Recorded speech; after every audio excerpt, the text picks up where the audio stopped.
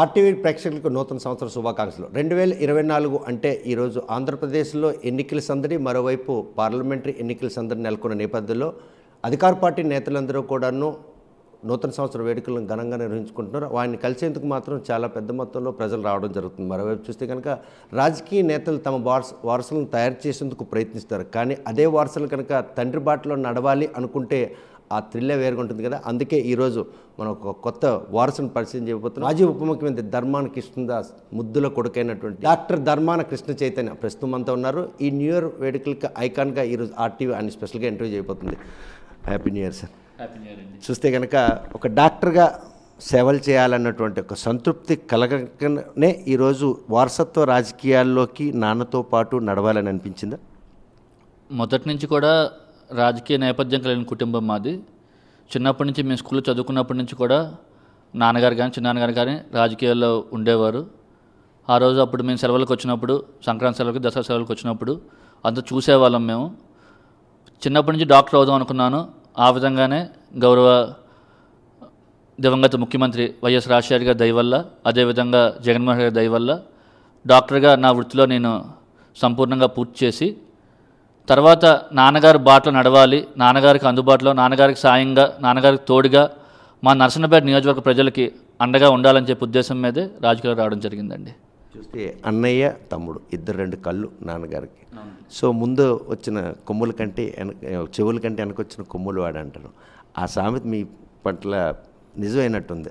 అన్నయ్య ఆ చురుకుదనం లేకపోవడమే తమ్ముడుగా ఇలా రేసులో ముందరుగులో రాజకీయంగా పరుగులెట్టారా? లేదండి, ఇది రేసు సంబంధించి అదేం కాదు. అన్నయ్య బిజినెస్ పరంగా విశాఖపట్నంలో ఫ్యామిలీతో ఉండడం, నేను హైదరాబాద్లో నా ఫ్యామిలీతో పాటు నేను ఉండడం, 2014 నుంచి 16 వరకు విశాఖపట్నంలో సెవెన్ హిల్స్ హాస్పిటల్లో పనిచేయడం, తర్వాత మరి హైదరాబాద్లో నేను 2 సంవత్సరాలు 2016 నుంచి 18 వరకు మెడికవర్ హాస్పిటల్లో పనిచేయడం, 2018లో ఆ రోజు నాన్నగారికి తోడుగా ఉండాలి, నాన్నగారు ఇంత కష్టపడుతున్నారు, ప్రజల కోసం ఇంత అందుబాటులో ఉంటూ ఆయన రాజకీయాల్లో ఇంత సుదీర్ఘకాలం ఇంత పలా పనిచేస్తున్నారని చెప్పని ఆయనకి తోడుగా ప్రజలకు అందరికీ అండగా ఉండాలని చెప్పి ఉద్దేశం మీద ఆ రోజు 2018లో రిజైన్ చేసిన తర్వాత ఆ రోజు అప్పుడు ఎన్నికల ముందు సంవత్సరం ముందు ఇక్కడికి రావడం, నరసన్నపేటలో ఉండడం, ఉన్నప్పటి నుంచి కూడా అన్ని విధాలుగా నాన్నగారికి కానీ ప్రజలకు కానీ మా కార్యకర్తలు కానీ అందరికీ అందుబాటులో ఉంటూ వస్తున్నాను. రాజకీయాలంటే కొత్త అన్నటువంటి ఒక భయంతో వచ్చినటువంటి రాజకీయ నేపథ్యం కావచ్చు, కానీ ప్రత్యక్ష రాజకీయాల్లో 2019 ఎలక్షన్ ముందుకు ప్రజల్లోకి రావడం జరిగింది. అప్పటికి కృష్ణ చైతన్య అంటే ఒక డాక్టరు, కృష్ణదాస్ గారు తనయుడిగానే పరిచయం. వచ్చిందే తడుగా ఈరోజు స్థానిక సంస్థల ఎన్నికల్లో జడ్పీటీసీ పోలక్ మండలం కూడా గెలడం జరిగింది. సో ఈ రాజకీయ నేపథ్యం కుటుంబం ఈరోజు లేకపోతే మీకంటూ ఒక ఇండివిజువల్ చరిస్మా ఈరోజు ఆ ఏదైతే ఎలక్టెడ్ పదవిని మీకు దక్కలేదు? తప్పకుండా ఈరోజు జడ్పీటీసీగా అయినా సరే ఈ 5 సంవత్సరాలుగా ప్రజలు ఉన్నప్పటికీ అది కేవలం కృష్ణదాస్ కొడుకుగానే నన్ను ఒక కుటుంబ సభ్యుడిగా ప్రతి ఒక్క గ్రామాల్లో కూడా అందరూ కూడా హక్కును చేర్చుకున్నారు. జడ్పీటీసీ ఈరోజు జడ్పీటీసీగా ఉన్నా వేరే పదవులు ఉన్నా సరే అది కేవలం కృష్ణదాస్ కొడుకుగా ధర్మాన కుటుంబ సభ్యుడిగానే ప్రతి ఒక్కరు కూడా ప్రతి గ్రామాన ప్రతి ఊరూరా కూడా నన్ను ఆదరిస్తూ ఇంతకాలం ముందుకు కొనసాగానండి. నియోజకవర్గంలో అమ్మ నాన్నకి ఒక ఐడెంటిటీ, ఒక గుడ్ నేమ్ ఉంది. ఈ నేమ్ ఉన్న క్రమంలో ఆ నేమ్కి ఎక్కడ కూడా కనీసం వన్ని తేకుండా ఈరోజు చాలా అంటే రాజకీయాల్లో మీదైన శైలిలో నాన్న నేర్పినటువంటి పాఠాలను మీరు భావిస్తున్నారా, అమ్మమ్మ నేర్పిన మెలకువలు? రెండూ కలగలిపినవండి. ఈరోజు నాన్నగారు కానీ అమ్మగారు కానీ ఇద్దరూ కూడా ఒక క్రమశిక్షణతో ఒక పద్ధతిగా మమ్మల్ని పెంచి ఎక్కడా కూడా వాళ్ళకి మేము మంచి పేరు తేకపోయినా పర్వాలేదు, కానీ ఎక్కడ చెడ్డ పేరు వాళ్ళ కుమారులుగా మా వల్ల వాళ్ళకి ఎక్కడ కూడా మచ్చ రాకూడదనే ఉద్దేశం మీదే మేము వెళ్తున్నాం. ఈరోజు తల్లిదండ్రులు ఇద్దరు పేరు చెప్పుకొనే మేము గ్రామాల్లోకి కానీ ప్రజల దగ్గర వెళ్తున్నాం. ప్రతి ఒక్కరు కూడా ఎంతో చక్కగా హక్కును చేర్చుకొని ఆదరిస్తున్నారు. 2004 ఎలక్షన్ ఇయర్ ఇది. నాన్నగారికి జిల్లా పార్టీ అధ్యక్షులు ఉన్నారు. ఆయనకంటూ చాలా పెద్ద బరువు బాధ్యతలు ఉంటుంది. ఇది చివరి ఎన్నికలు నావి అని కూడా నాన్నగారు ఒక డిసైడ్ ఫ్యాక్టర్. అంటే రాబోయే నరసన్నపేట నియోజకవర్గం 2000 అంటే నెక్స్ట్ 2029కి కృష్ణ చైతన్య ఎమ్మెల్యేగా కంటెక్ట్ చేయడానికి సంసిద్ధం అవుతున్నారు అనుకో. జగన్మోహన్ రెడ్డి గారు ఏ ఆదేశాలు ఇస్తే అది ఎమ్మెల్యేగా ఇచ్చినా, ఇంకో దానికి ఇచ్చినా, లేదా ఏది ఇవ్వకపోయినా సరే ఈరోజు ఆయన అన్నంటూ నమ్ముకొని మేము ఈరోజు రాజకీయాలు చేస్తున్నాం. కాబట్టి ఆయన ఎటువంటి ఆదేశాలు మాకు ఇస్తే ఆ దీనిలోనే నేను నడుస్తాను. జగన్ అనే వ్యక్తి రాజకీయాలు ఉన్నంత వరకు కూడా కృష్ణదాస్ కుటుంబం కానీ కృష్ణదాస్ కానీ ఆయనతోనే నడుస్తామని చెప్పి మీకు తెలియజేస్తున్నాను. నాన్నగారంటే ఇష్టం, అమ్మగారంటే ఇష్టమే. అమ్మకంటే చిన్న కొడుకు చాలా కనెక్టివిటీ ఎక్కువ ఉంటుంది. ఈ ఇద్దరిలో రాజకీయంగా ఈరోజు ఎదుగుదలకు తోడ్పడిన నాన్నగారు, అటువంటి ఒక సత్ప్రవర్తన నేర్పిన తల్లి, ఎవరిష్టం అంటే ఏం చెప్పు? ఈరోజు అమ్మైనా నాన్నైనా వాళ్ళిద్దరి వల్లే మేము ఈ స్టేజ్లో ఉన్నామండి. చిన్నప్పటి నుంచి మమ్మల్ని చదివించి మమ్మల్ని పెంచి మమ్మల్ని ఈ స్థాయి తెచ్చింది అమ్మ అయితే, ఈరోజు మేము ఇంటి నుంచి గడపల నుంచి బయటకు అడుగుపెట్టి ప్రజల వద్ద తిరుగుతూ ఏరియా మీద తిరుగుతున్నానికి కారణం నాన్న. వాళ్ళిద్దరి తోడ్పాటుతోనే ఈరోజు మాకు ఈ పేరు ప్రఖ్యాతులైనా సరే, మాకు ఈ గౌరవం గుర్తింపైనా సరే. అందుకని ఇద్దరు కూడా మాకు రెండు కళ్ళు లాంటి వారు.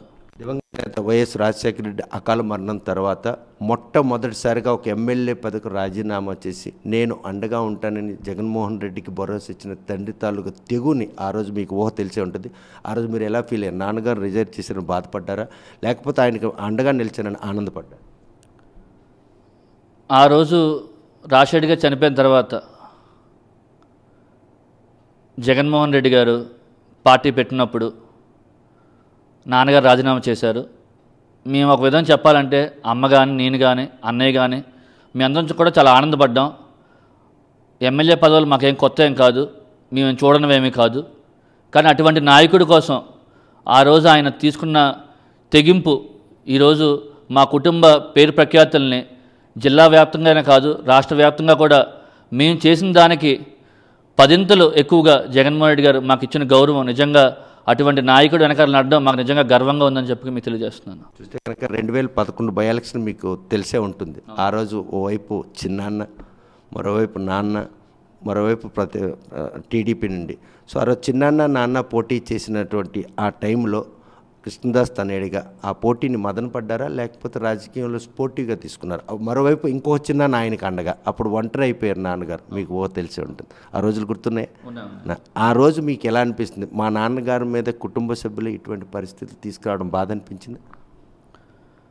రాజకీయ నేపథ్యంలో జరిగిన సంఘటన అది. మేము ఆ రోజు మా కుటుంబాన్ని సైతం పక్కన పెట్టి కేవలం జగన్మోహన్ రెడ్డి గారికి మాట ఇచ్చాం. ఇచ్చిన మాట ప్రకారం ఆయనతో నిలబడాలనే ఉద్దేశం మీద ఆ రోజు మేము పోటీ చేయడం జరిగింది. మా మీద మా చిన్నాన్నగారైనా ఇంకో చిన్నాన్నగారైనా వాళ్ళెవరైనా పోటీ చేసినా సరే ఆ రోజు మేము చాలా స్పోర్టివ్గా తీసుకున్నాం. అప్పుడు మేము ప్రచారం చేసినప్పుడు కూడా నాన్నగారు ఒకటే మాట చెప్పారు మాకు, రాజకీయాలు ఈరోజు ఉంటే రేపు పోతాయి, ఇది కాదు మన ముఖ్యం, కుటుంబం మన ముఖ్యం. కుటుంబంలో ఎక్కడా కూడా చిన్నాన్నగారిని కానీ ఇంకో చిన్నాన్నగారిని కానీ ఎవరిని కూడా ఎక్కడా పల్లెత్తు మాట అనొద్దు. మనం జగన్మోహన్ రెడ్డి గారి కోసం ఎందుకు బయటకు వచ్చాం, మనం ఏ పరిస్థితుల్లో బయటకు వచ్చాం, మనం ఏం చేస్తామనే కార్యక్రమాలు మీరు బయట ఎక్కడైనా మాట్లాడండి. కానీ కుటుంబపరంగా ఎక్కడా కూడా ఒక్క మాట కూడా మీరు నా తమ్ముళ్ళు ఎవరిని కూడా ఏమీ అనకూడదు అని అనరన్నా తెలుసు, అనకూడదని కూడా ఆయన హెచ్చరించి మాకు తెలియచెప్పి మాకు బయట పంపించారు. ఆ రోజు క్షణాలు మీకు నాన్నగారు చెప్పినటువంటి ఆ నీతి సూత్రాలే ఈరోజు రాజకీయ పరంపరలో ప్రజల్లో ఇలాగా అనతకాలంలో ఈ పదవి వచ్చేందుకు మీకు దోహదపడింది? తప్పకుండా అండి. ఈరోజు ఆ రోజు నాన్నగారు చెప్పిన మాటలే మేము శిరసావహించి ఈరోజు రాజకీయాల్లో కొనసాగిస్తూ ముందుకు వచ్చాం.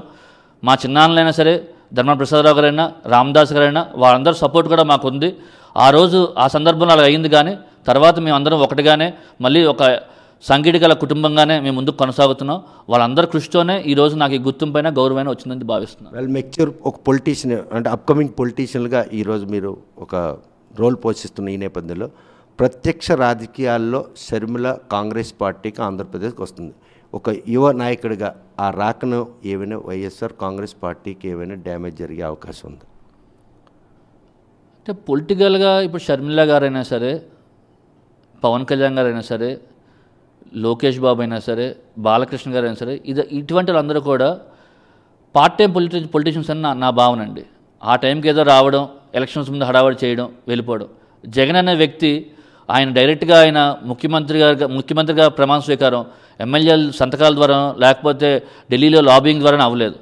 ఆయన కష్టార్జితం 3856 కిలోమీటర్లు సుదీర్ఘ పాదయాత్ర చేసి ప్రజల కష్టాలు విని ఆ రోజు ఆయన పాదయాత్ర ద్వారా ఆయన చెప్పిన అన్ని హామీలు కూడా ఈ 4.5 సంవత్సరాల్లో నెరవేర్చి ఎక్కడా కూడా రూపాయి లంచం లేకుండా నిష్పక్షపాతంగా ప్రతి ఒక్క పేదవాడికి ప్రతి ఒక్క అర్హుడికి కూడా అందించి ఈరోజు ఆయన అందించిన సంక్షేమ అభివృద్ధి కార్యక్రమాలు గడప గడపకి మేము తిరుగుతుంటే ఇంత దీనిగా చేయడం వల్ల పార్టీ ఎంత బలంగా ఉందా అని చెప్పిన ఒక భావన జగన్మోహన్ గారు క్రియేట్ చేశారు. కాబట్టి ఎవరు ఎటువంటి వాళ్ళు సెలబ్రిటీ పొలిటీషియన్స్ అంటే వాళ్ళు ఏంటంటే ఆ టైంకి ఎలక్షన్స్ 3 నెలల ముందు 2 నెలల ముందు వచ్చి అలా చెయ్యి అలా వ్యానెక్కి 4 ముక్కలు మాట్లాడి వెళ్ళిపోయేవారు.